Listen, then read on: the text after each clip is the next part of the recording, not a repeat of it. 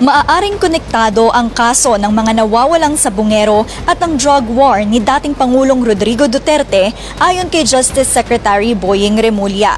Sa isang panayam, sinabi ng kawani na ang ilang operator ng online sabong ay sangkot din sa iligal na droga. Video recordings, there are voice recordings, there are copies of documents, etc., etc. Marami. They were involved in the drug war, and they were also involved in the silencing of these people. Gusto ko pong magpasalamat sa ating mahal na Pangulo at sa PAGCOR na binigyan kami ng pagkakataon na makapag-operate po ng isabong.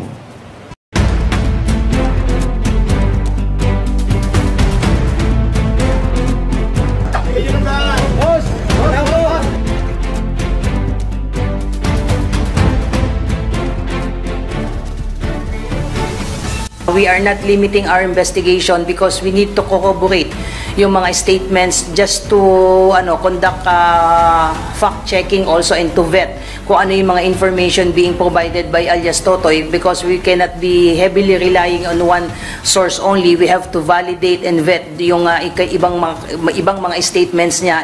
Baka mauna na sila doon at alisin yung mga posibleng remains and possible pieces of evidence na maaari pa nating ma-recover to help us give closure dito po sa mga kaso po ng mga missing sabongero. Gusto natin maging airtight po yung mga kaso kasi once nilalabas po natin lahat ng ebidensya, lahat ng ginagawa po natin ay napapreempt po natin at binibigyan natin ng pagkakataon yung mga posibleng suspect at mastermind para itago o maitago nila yung mga posible pang ibang ebidensya po. I will be forced to reopen the investigation.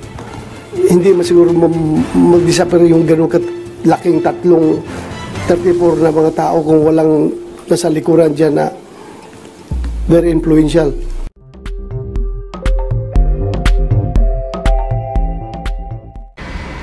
Sir, meron pong sinasabi si PNP Chief na meron daw pong 15 na policemen ngayon in restricted custody. Sir, may pinafollow lang kami ngayon na parang leads. Sir,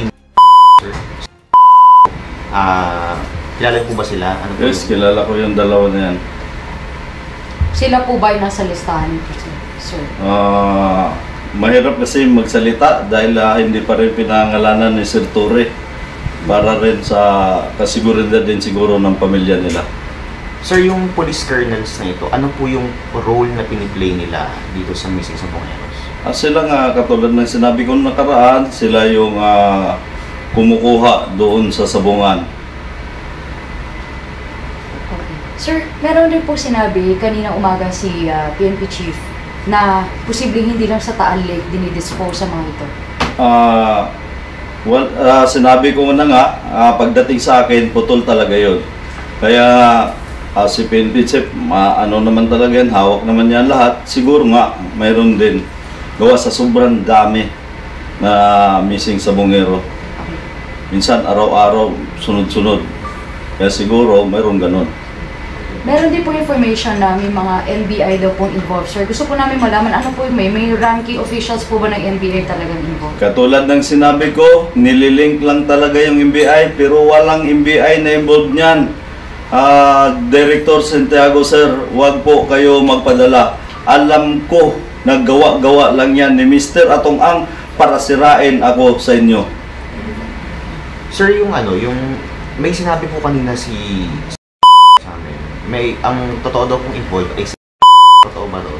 Hindi po totoo yan. Walang kinalaman si Kernel dyan. Yan si kaya lang gusto niyang siraan. Alam ko yan dahil yun ang pinalitan niya. Yan si kaya natanggal yan. Nanghingi ng 1 million yan.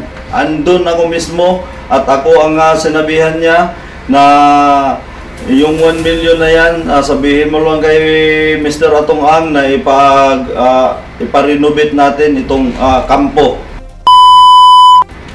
Yung kampo ba? Yung sa... So, di ba sabi nyo, nung nag-usap tayo nun before, sabi nyo, kilala nyo yung nagpa-aresto sa inyo nung time na nagtago kayo sa Yes, siya yan. Pero katulad ng sinabi ko, hindi ko muna isiwalat lahat. Dahil mag-antay rin ako sa mga sasabihin ng abogado ko.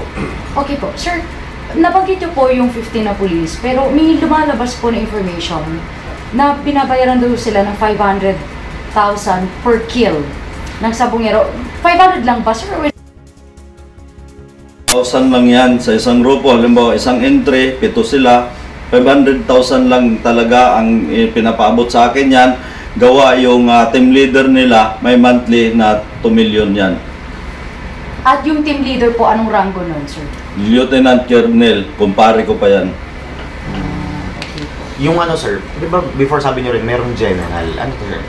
Newly promoted to na general sir? Yung general na yan, mahirap din i-ano yung pangalan yan dahil confidential nga ito. Gawa ng alam naman natin kung sino yan. Sir, nabanggit niyo po sa akin, doon po sa ating conversation, something about pinapalipad ka overseas, tapos pinapagamit ka ng peking dokumento. Ano po yun, sir? Yes, totoo yan. Mayroon akong peking passport. Nakarating ako ng Singapore, Cambodia, Europe. Gamit ko yung peking passport na pinagawa ni Mr. Atong Ang. Pero ano pong purpose ng travel, sir? Yun na yun, pinapatago na ako. Gawa ng yung time na yun, ni General, hinahunting niya na ako noon, yung time na yun. Gusto lang ako makuha. Wala pa akong kaso noon, gusto lang ako makuha para ikanta ko si Mr. Atong Ang. Kaya, ninervyos naman siya nung time na yon. Sabi ko, gawa mo ng paraan. Nung time na sinabi kong gawan paraan, sige ako bahala sa'yo. Kasi ang gusto niya sana noon, pasusunduin na naman ako ng bangka. Katulad ng ginawa niya kay ako pumayag na dahilhin ako sa Taiwan gamit yung bangka. Sabi ko wala akong papel, paano ako makabalik dito? Yun na sabi ko sa kanya. Sir, anong year po to? Yung pinapahanap Lipat ka lang, Yung 2021, 2022, hindi ko matandaan. Pero may doon sa passport, may tatak yun. Sumablay nga ako sa Singapore. Sumabit ako doon sa immigration. Pasalamat ako sa Panginoon dahil yung isang passport ko, nabuhusan ng alcohol yun. Kaya ako nakakalusot ang grabeng pa-interrogasyon na ginawa sa akin ng Singapore. Nakalusot lang ako, gawa ng sinabi ko, ang punta ko naman dito, mag-shopping na ako, gusto ko lang ma-explore ang bansa nyo. Tinulungan naman nila ako na kumuha ng hotel, yung mga immigration sa Singapore, sila na mismo ang nag-book ng hotel sa akin doon, kaya ako nakakalusot.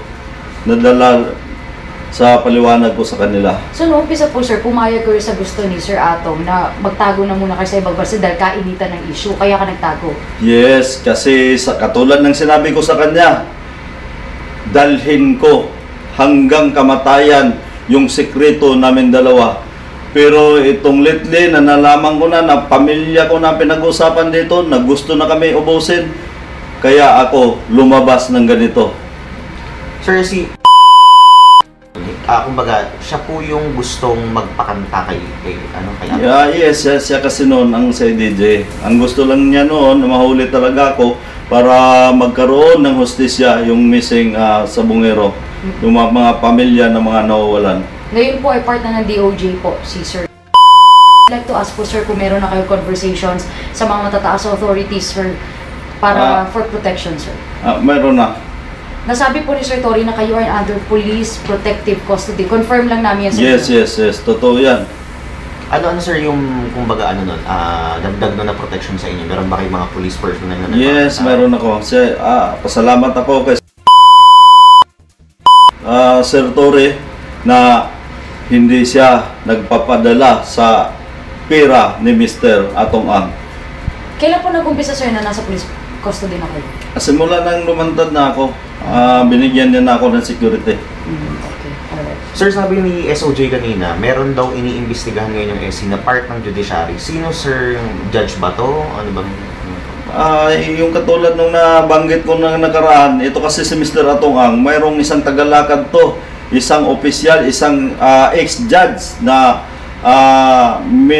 nasa PCSO ngayon. Siya po ang...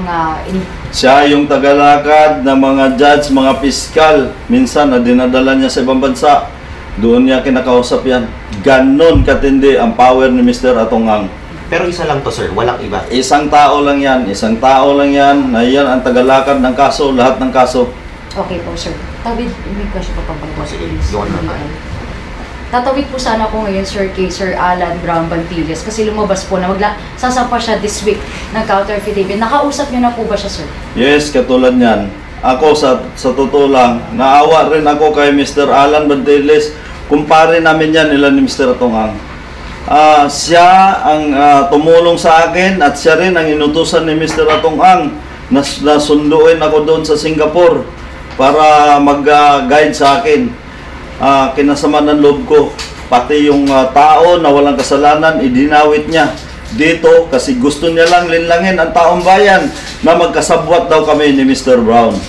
Pero paano siya pumasok sa eksena, sir? Kasi wala namang po, hindi naman nulutang yung pangalan ni Brown noong umpisa. Dahil lang po sa kanya, kaya siya nadawit. Katulad niyan si Mr. Brown nga, sa sinabi ko, kumpare kasi namin yan. Ang gusto sana ni Mr. Atongang, ayusin ako, katulad nung sinabi niya na extortion yung ginagawa ko, na pinadalhan niya ako na rekantisyon, pinadaan niya galing kay Atty. Caron, pinapadala kay Mr. Brown, para bayaran ako ng 300 million, baliktarin ko lang lahat ng sinasabi ko, may kopya ako na rekantisyon na yon. Hindi ako pumayag dahil hindi ko kaya ng konsensya ko na hindi ako pumayag sa dahil hindi kaya na konsensya ko na magpabayad na ganong halaga na idamay ang buong pamilya ko at para rin sa mga pamilya ng missing sa Bungero. So si Sir Brown po ay nasa middle, siya po yung messenger ninyo sa kataryan? Hindi siya messenger, naawa lang yung isang tao sa akin dahil alam niya na wala akong kasalanan dito. Naawa lang siya sa akin. Ito naman si Mr. Atongang na gusto niya akong bayaran. Hindi ako pumayag, kahit inutusan nila na ganun, hindi ako pumayag. Total sinabi naman niya noon sa social media na si Dondon Patidungan ang mastermind at ako daw ay bilyonaryo. Pinatunayan ko na lang na isa akong bilyonaryong mini. Kung sa Bisaya pa, bilyonaryong mini. So, sir, ano ba, nag-away ba si Brown saka po si Atongang?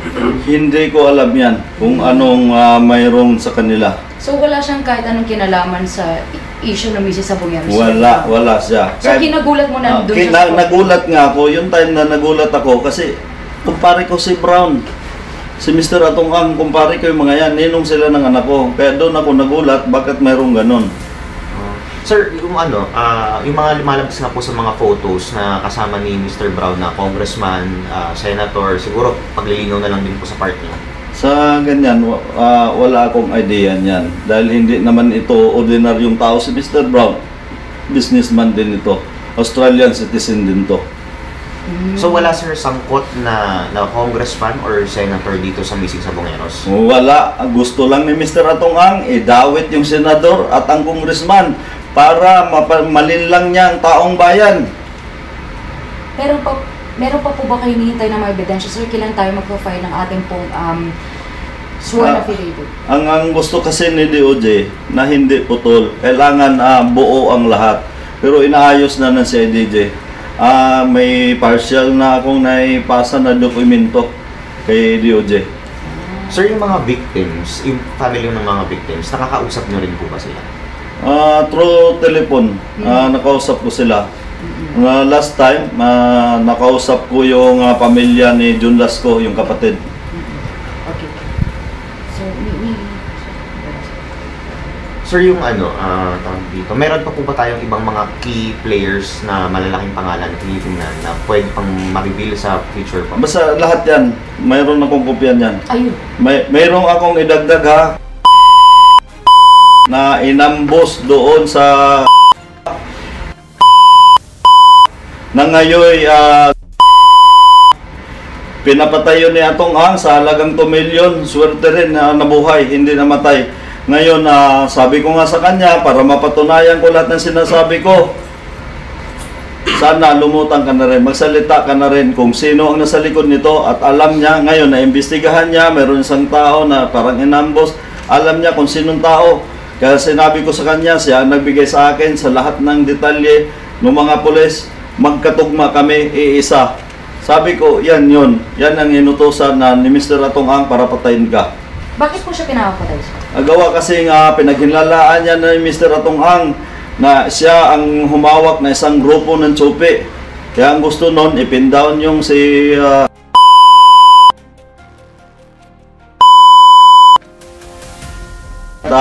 si para hindi na kayo mahirapan. Kung gusto nyong kausapin, willing din siya magsalita.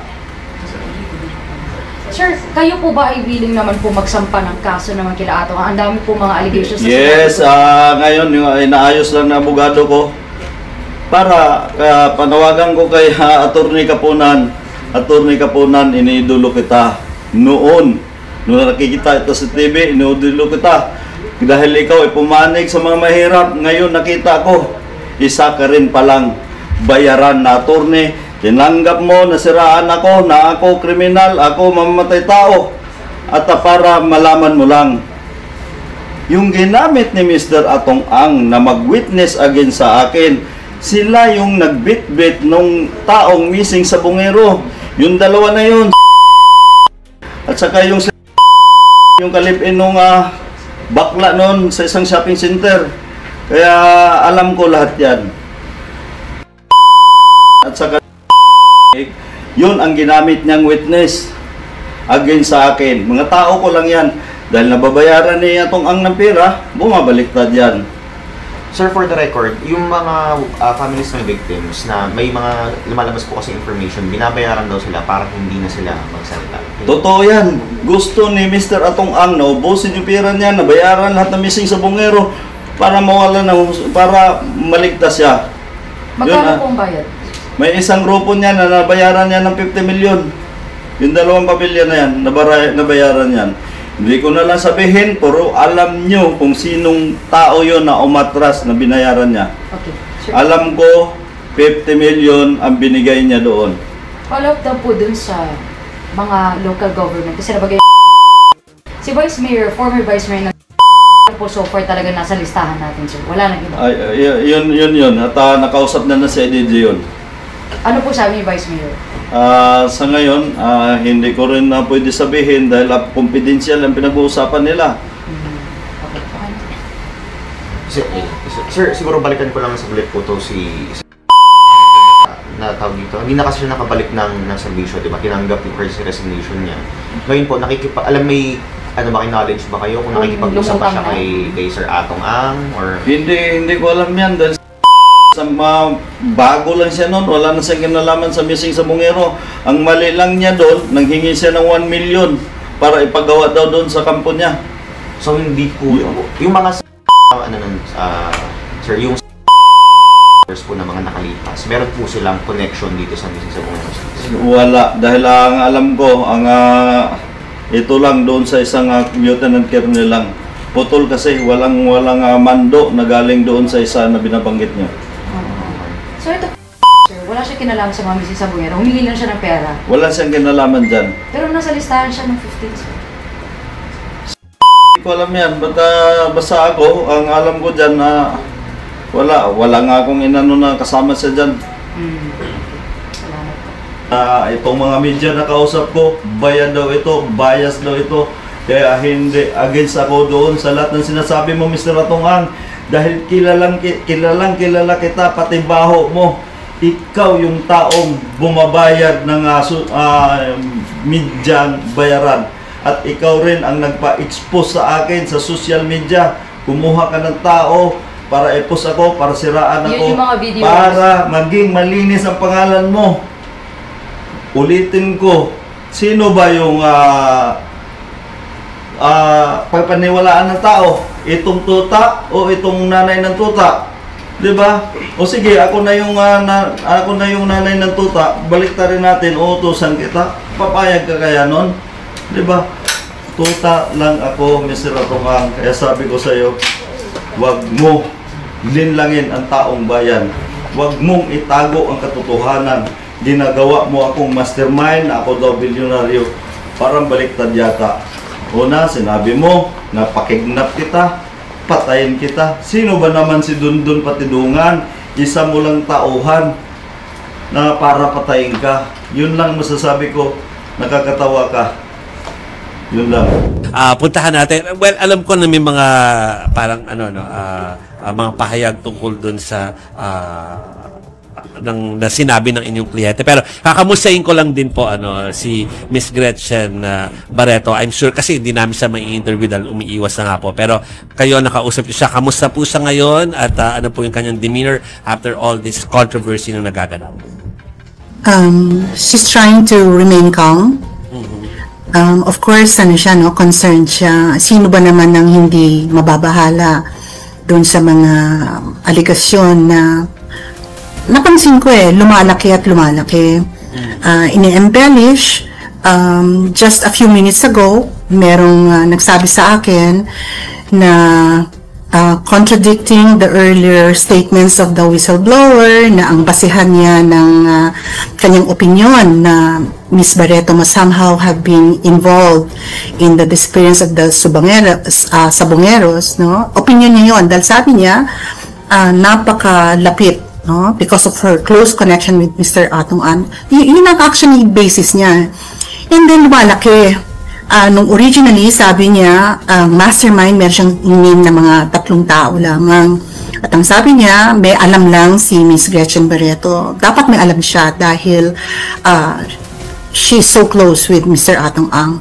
Nung biglang kahapon, bago ko matulog, napansin ko na sinabi, mastermind na raw si Miss Gretchen Barreto.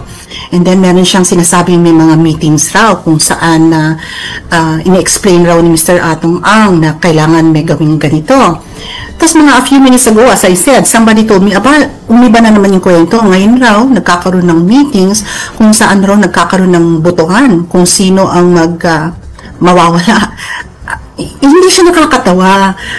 Pero kaya ako napapanon kasi napaka-absurd lalo kasi, kaya sabi ko sige, magsalita na lang siya kasi habang nagsasalita siya, lalong lumalabas na nag-iimbento, di ba? Na siguro may nag-advise sa kanya na Mr. Whistleblower, hindi ho suffisyente, naniniwala kayo na dahil malapit si Ms. Barreto kay Mr. Atong Ang, hindi ho yun ebidensya. So siguro may nag-advise sa kanya, mag-isip naman kayo ng merong koneksyon. So, nag-iba yung kanyang kwento, nag-i-evolve from a mere witness, somebody who knows, biglang naging mastermind, tas ngayon, may meetings pa lang na hindi natin alam kung kailan nangyari. Tsaka hindi ba absurd yun?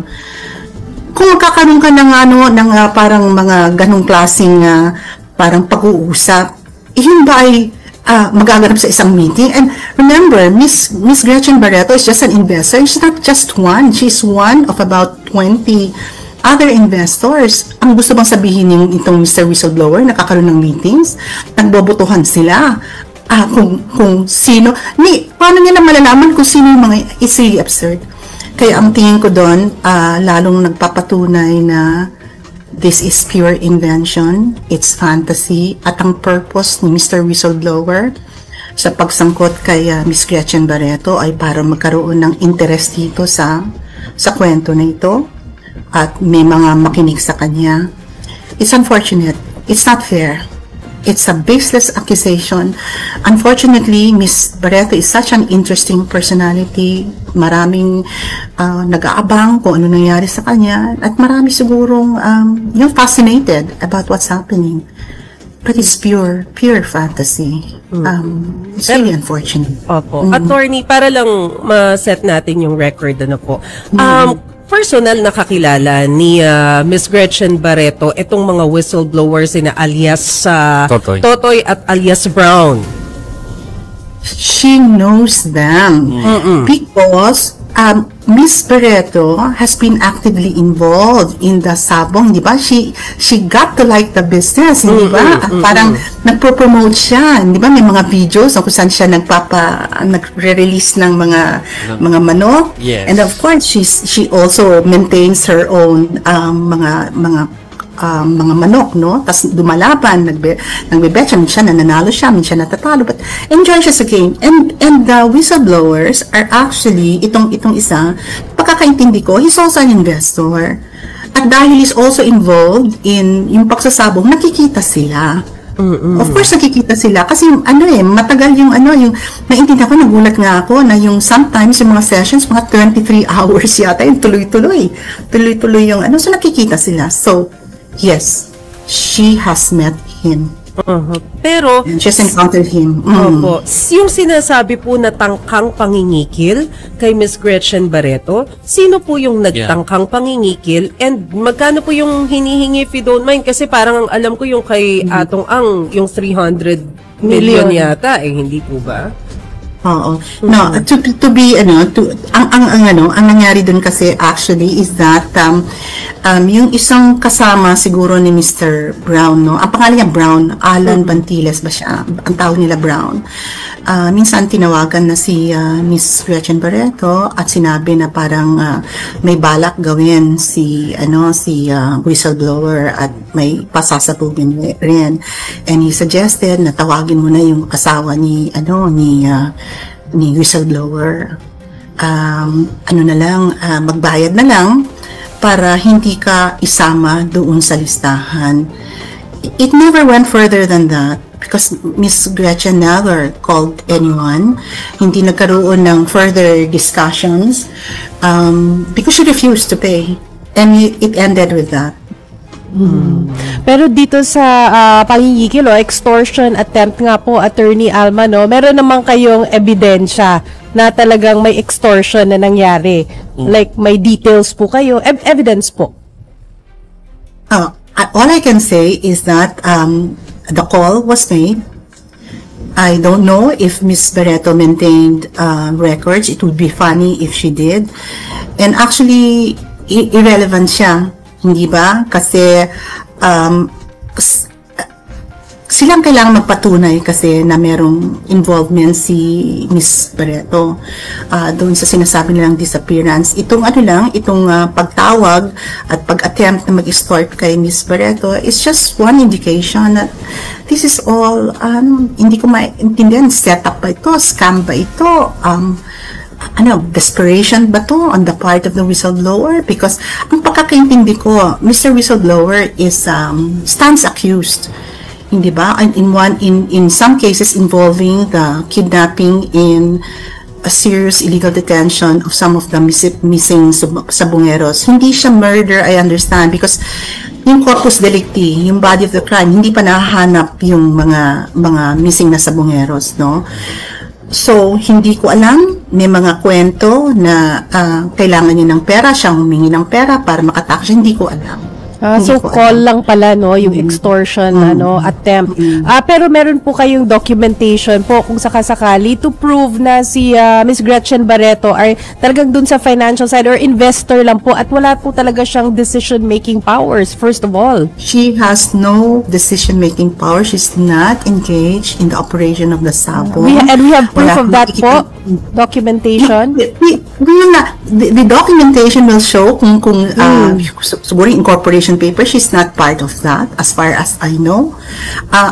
Yung sinasabi ni kasing pitmaster, it's more of it's a group informally called pitmasters where there are investors, parang categories yan, Alpha A, parang Category A at saka Category B. And ang pagkakaintindi ko, yung whistleblower is also an investor for both A and B, as Ms. Barreto also is. And ano po yung... So, surely, ang involvement niya, she enjoys sabong. She promoted events concerning the sabong. She participated in events. She lost, she won, meron mo siyang pinapalaban ng mga sabong, and that's the extent. Yung decision-making process, policy, etc., wala. And it's so absurd. Sa totohanan lang, kung hindi lang siya napakaseryoso, nakakatawa for Mr. Whistleblower now to make this invention out of the blue after coming out. Alam mo kung totoo siya, noong umpisa pa sinabi na lang niya na merong nagkakaroon ng meetings, even if it's so absurd. Sasabihin na lang niya na yun, mga investors dito, nagmi-meet sila, mini-meeting sila, sinasabi, itong mga tao ito, ipapadisappear namin ha, gagawa kami project, yes or no, magbutangan tayo. Hindi pa katawa-tawa yun? Hindi, kapanipaniwala ba yun? But, naintindihan ko na, as I said, meron siguro nagsabi kay Mr. Whistleblower, kung ganyan lang ang sasabihin mo tungkol kay Ms. Gretchen Barreto, tigilan mo na. Dahil your opinion, yung speculation mo na dapat meron siyang alam because she's an investor, just one of about 20 investors in category A, hindi ubra yan. That is not evidence. That doesn't indicate conspiracy, that there are no overt acts. So, nang-invento sila. And given po all that you said just now po, no, na mukhang puro kasinungalingan, no, from the point of view of Ms. Gretchen Barreto in your camp po, ano po ang specific legal action po na iti-take po natin, if any? Pinag-aaralan namin ng mabuti. Hindi priority ni Ms. Gretchen Barreto ngayon, kahit na nakakasakit ng damdamin, hindi ba? Parang kung anong-anong malisyosong spekulasyon ang gusto nilang i-spread around. It's so unfortunate. So, ganito, ang masasabi lang namin, kaya kami lumabas at nagsabi na wala siyang partisipasyon. Just to clarify, unang-una ang punto, number 1, kung susuriin mo ng gusto yung sinasabing Mr. Whistleblower, obvious na obvious, walang ebidensya against Ms. Gretchen Barreto. Yun ang una. Kaya kami lumabas to point out na please naman, tingnan nyo na mabuti kung anong sinasabi ni Mr. Whistleblower. Ebidensya ba yun? May katuturan ba yung mga sinasabi niya? Wala.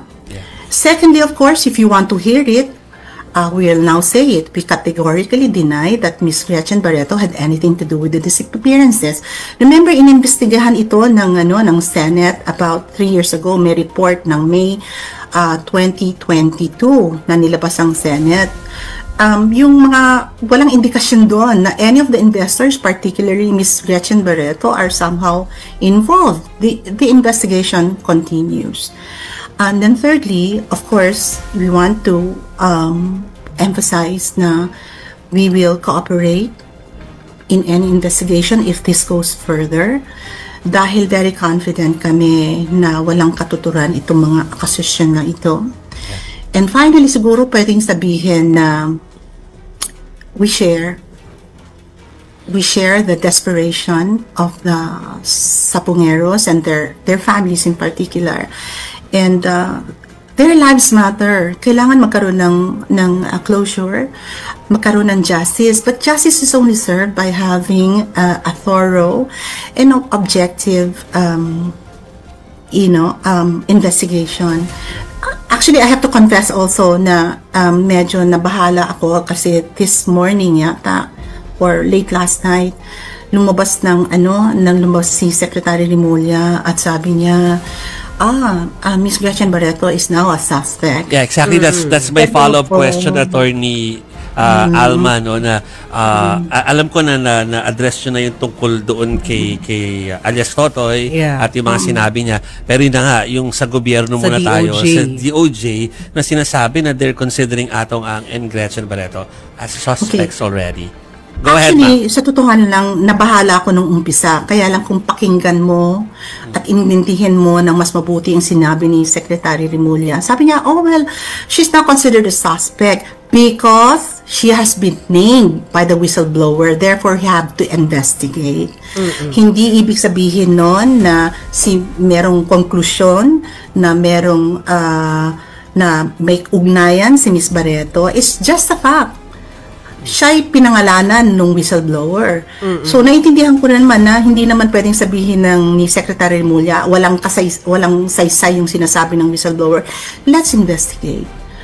Nung naintindihan ko yun, nung medyo nagkalma, kasi parang nakakabahala naman yun, naintindihan ko, there should be an investigation. And even the Office of the President, diba, says they will make sure that there's a thorough investigation and that any actions moving forward must be based on substantial evidence. Ibig sabihin, may dapat sustansya yung ebidensya, hindi lang pwede yung sabi-sabi. And as I told you, at sana nakikinig yung mga iba, huwag na makinig sa mga kwento-kwento just because sinabi na, ang opinion ko. Yun ang sinasabi ng whistleblower. Ang suspetsya ko, may alam yan si Ms. Gretchen Barreto. Dapat may alam siya. Dapat may alam siya. Dahil siya'y investor at malapit siya kay Mr. Atong Ang. But, Attorney, siya ba yun? May katuran ba yun? Anong klaseng alagasyon yun, di ba? So let's be fair. Let's be fair. And that's the reason why I'm so confident ngayon.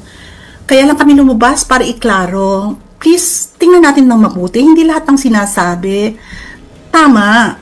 Suriin natin mabuti at mag-decide tayo kung dapat pang paniwalaan ito, bigyan ng importansya. In this case, I'm so sorry. It's so obvious, no, na ewan ko kung anong napasok sa isip ni Mr.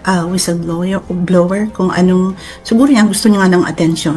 Attorney, sorry, may ika-clarify lang ako ha. Tama ba yung intindi ko kanina na for now, ang gusto nyo linawin lang yung pangyayari, but it's not your priority to file any legal case? Why is that?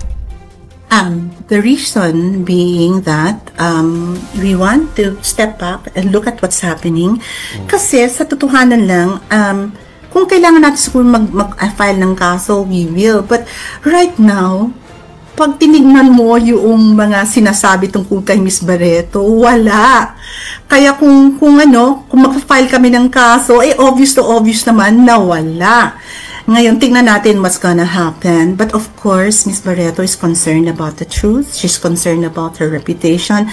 And at some point, events may come to a head at kailangan niyang gumawa ng positive steps. But as I said right now, all right-thinking people, just taking a look at what's being said, will realize that all that is being said against Miss Barreto right now is pure hogwash.